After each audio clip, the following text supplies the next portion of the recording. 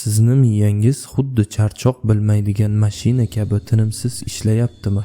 Har bir vaziyatni ming xil variantda tahlil qilib, hayot zavqini his qila olmayapsizmi? Tunlari uyqu yo'q, halovat yo'q, miya esa umuman o'chish niyati yo'qmi? Unda siz giper o'ylash, ortiqcha o'ylash qopqonidan chiqib ketishingiz mumkin. Bu sonda siz Crystal Petticolening "Men juda ko'p o'ylayman" kitobidan giper o'ylash hayotingizni qanday buzishini, uning miyaga qanday ta'sir qilishini va eng muhimi, undan qanday chiqishni o'rganasiz. Ha, men jiddiy aytyapman. Bu kitob sizning miyangizni perzagruska tugmachasi bo'lishi mumkin. O'qib o'zgarishga tayyor bo'ling.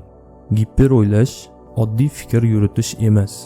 Bu miyangizni to'xtovsiz ishlashi, ortiqcha stress va hayot sifatining pasayishi bilan bog'liq jiddiy muammo.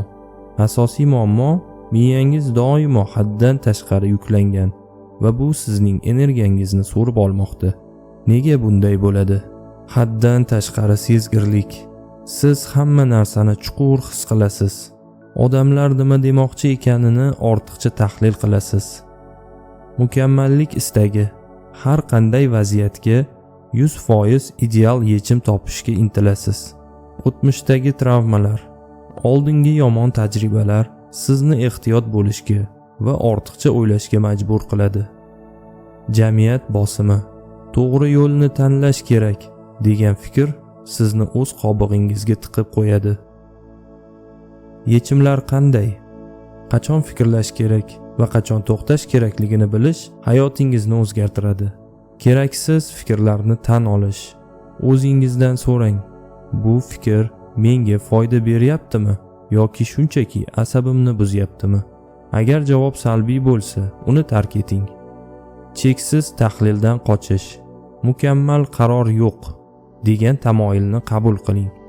Tez va sodda qaror qilishni mashq qiling. Xavotirni tananing yordami bilan kamaytiring. Chuqur nafas olish texnikasi yoki jismoniy faollik orqali miyangizni tinchlantiring. Xatolarga bo'lgan munosabatni o'zgartiring. Xato bu o'sish imkoniyati. U sizni buzmaydi, balki kuchliroq qiladi. Fikrlarni boshqarish texnikalari. Fikrlar kundaligini yuriting.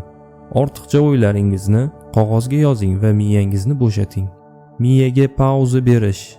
O'zingizga fikrlash uchun maxsus vaqt ajrating. Masalan, kuniga 10 daqiqa va undan keyin hayotni davom ettiring. Omad yor bo'lsin.